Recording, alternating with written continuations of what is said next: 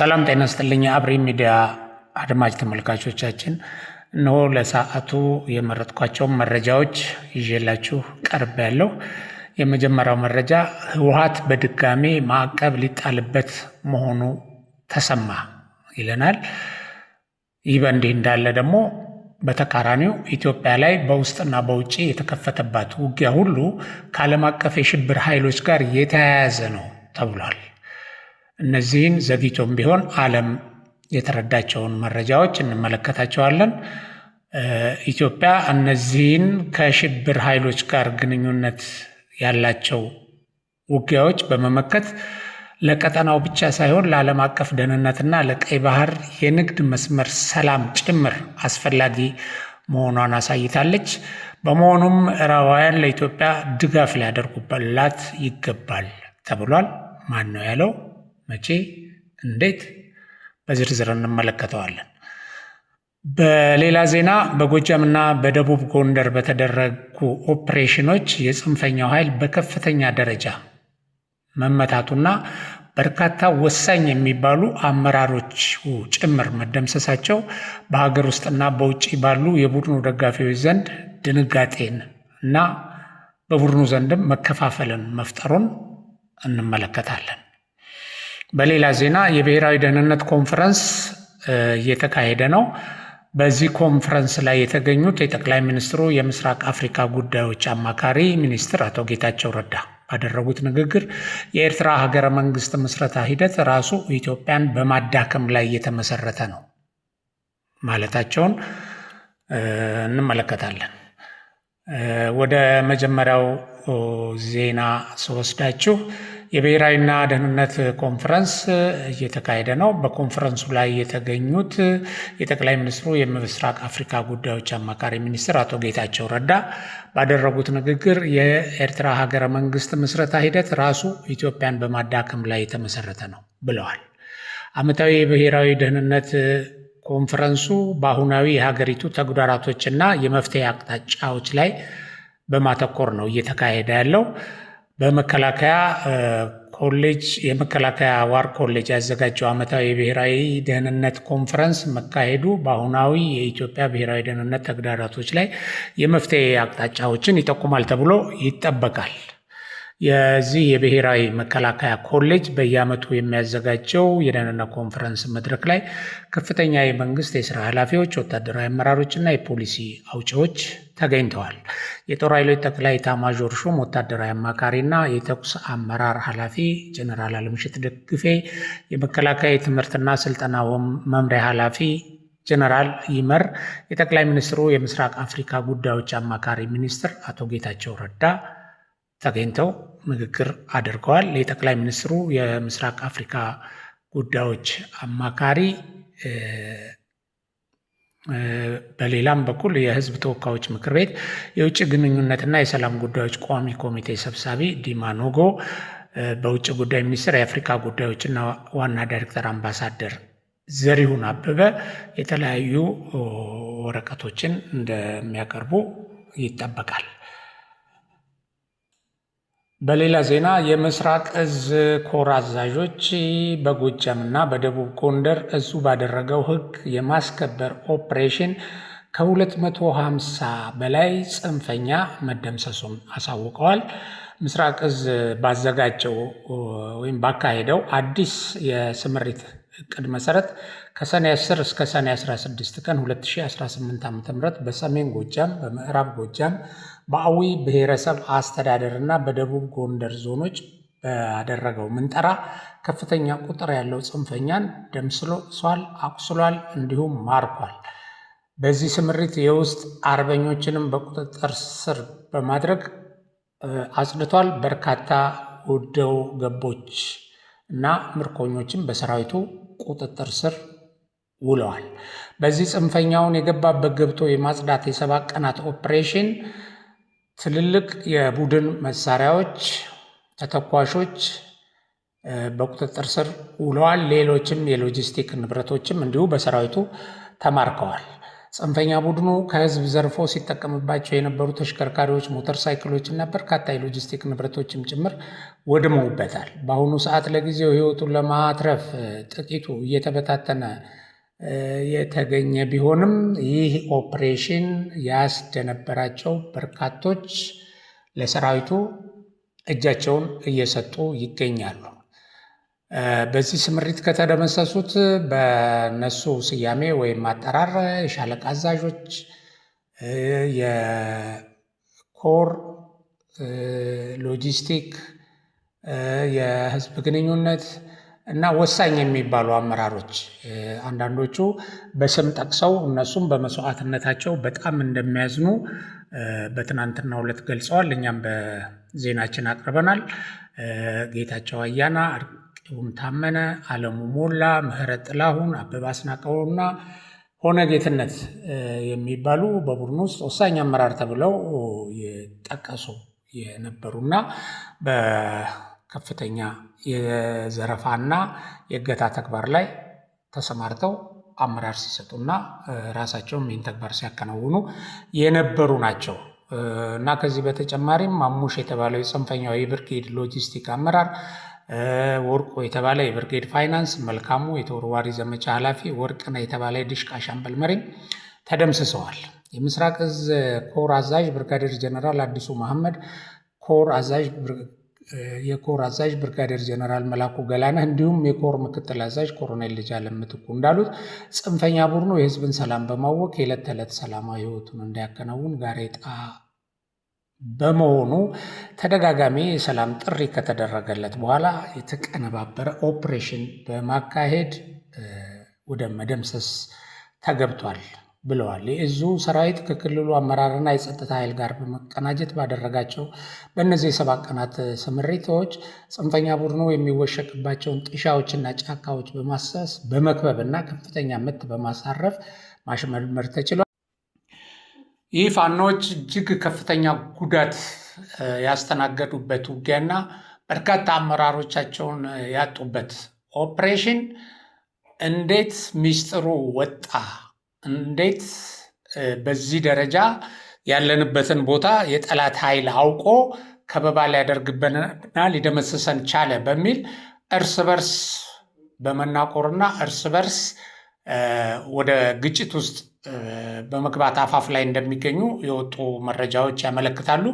ይሄ የቡድኑ አባላት በሚጽፉባቸው የማህበራዊ ሚዲያ ፕላትፎርሞችም ላይ ወጥተው ከሌ ነው ሚስጥሩን ያወጣው የከሌ ወገን ነው እያሉ እርስ በርስ በመጠቋቆምና አዚፍ መከላከያ በራሱ መንገድ አነፍንፎ ሊደርስባቸው እንደማይችል ወይም ደግሞ ከህዝብ ጥቆማ አግኝቶ ወደ እንደዚህ አይነት ኦፕሬሽን እንደማይመጣ አድርገው በመገመት ይሄ መረጃ ከውስጥ የወጣ ነው በማለት በከፍተኛ ደረጃ እየተወነጃጀሉበት ይገኛሉ።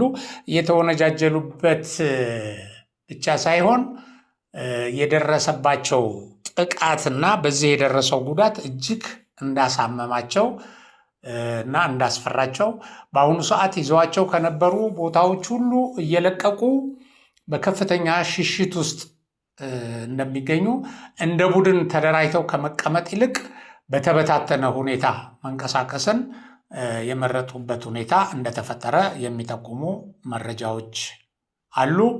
ኦፕሬሽኑ ግን ተጠናክሮ ይቀጥላል እንደ መከላከያ አዛዦች መግለጫ። በዚህ ኦፕሬሽን ላይ የክልሉ የጸጥታ ኃይል ራሱን ችሎ በመዋጋት ከፍተኛ ድል አስመዝግቧል። ህዝቡም መረጃ በመስጠትና የጽንፈኛው ኃይሉ እየሸሸ የተሸጎጠባቸውን ቦታዎች በማጋለጥ ለተገኙት ድሎች ከፍተኛ አስተዋጽኦ አበርክቷል ነው የተባለው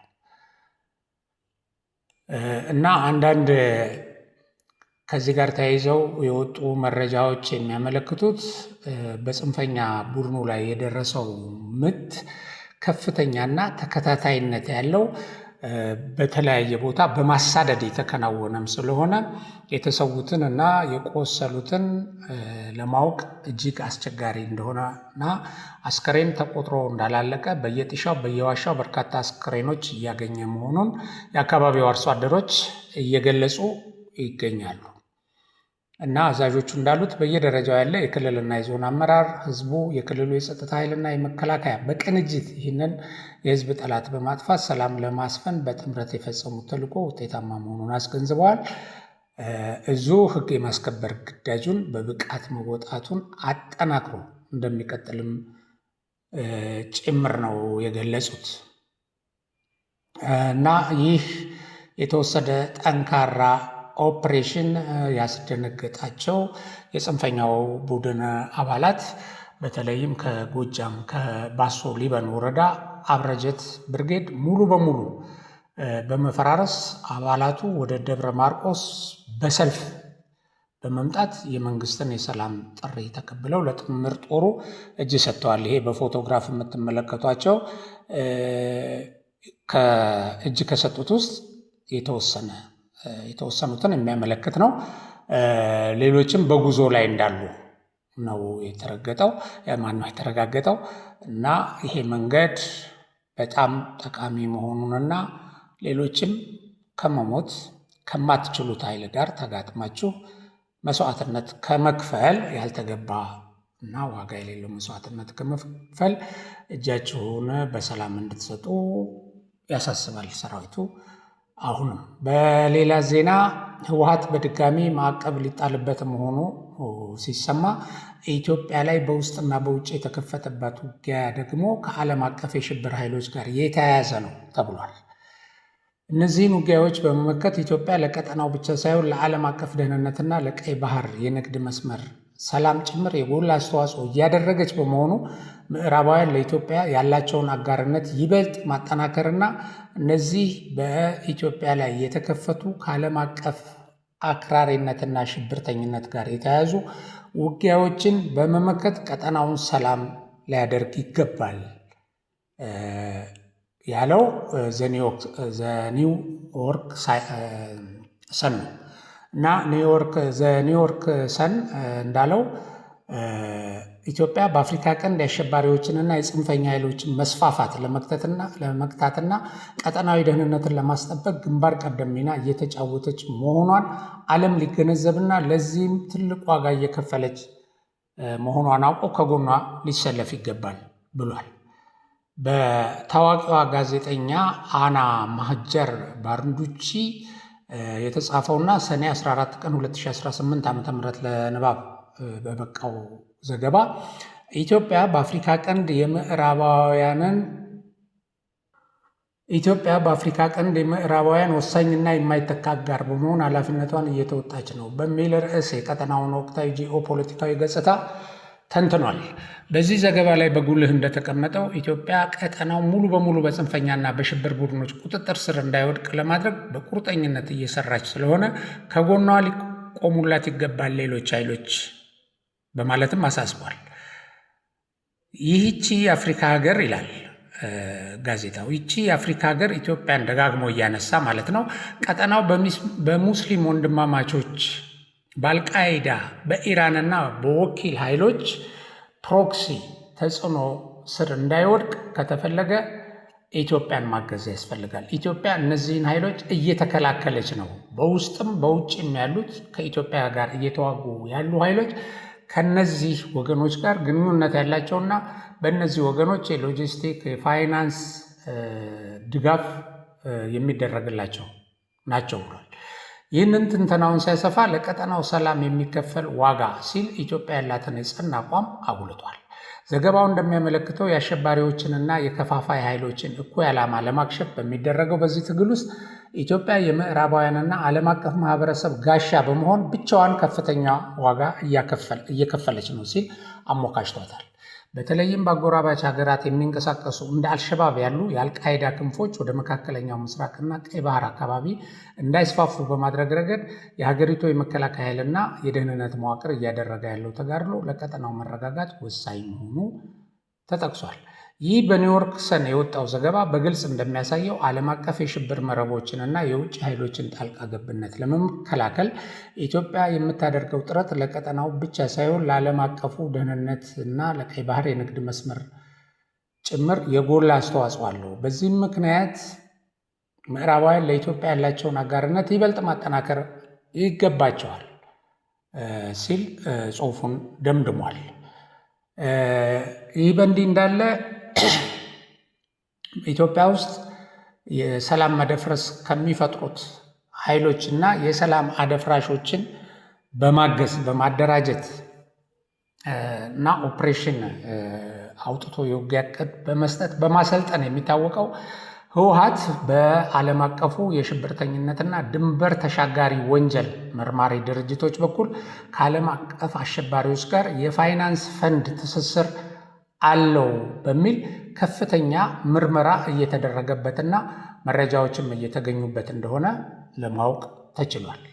በመሆኑም ቡድኑ አሁን ከያዘውና ክልሉን እያመሰ ካለው የጸባጫሪነት ተግባሩ በአስቸኳይ ሊቆጠብና ላለፉት ዓመታት በጦርነትና በመፈናቀል ለተሰቃየው የትግራይ ህዝብ እውነተኛና ዘላቂ ሰላምን ወይም እፎይታ ሊሰጥ እንደሚገባ እያስጠነቀቁ ይገኛሉ የተለያዩ ወገኖች። ከዚህም በተጨማሪ ከዚህ ቡድን ጋር ጥምረት የፈጠሩ የሀገር ውስጥም ሆነ የውጭ ኃይሎች የዚህ ፍረጃ ሰለባ ከመሆናቸው በፊት ራሳቸውን ከወዲሁ ነፃ ሊያወጡ እንደሚገባ ጉዳዩን አስመልክቶ የወጣው ዘገባ ያመለክታል።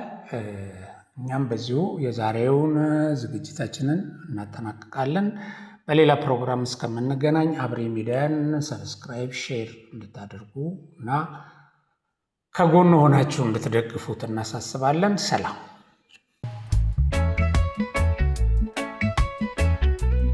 ይህ አብሪ ሚዲያ ነው። አብሪ ሚዲያ አንድነትና ፍቅርን በማጎልበት ሰላምና እድገትን በማስፈን ረገድ የበኩሉን አስተዋጽኦ ለማበርከት የሚሰራ ሚዲያ ነው። አብሪ ብሩህ ዘመንን አብሳሪ። አብሪ ሚዲያን ሰብስክራይብ፣ ሼር ያድርጉ።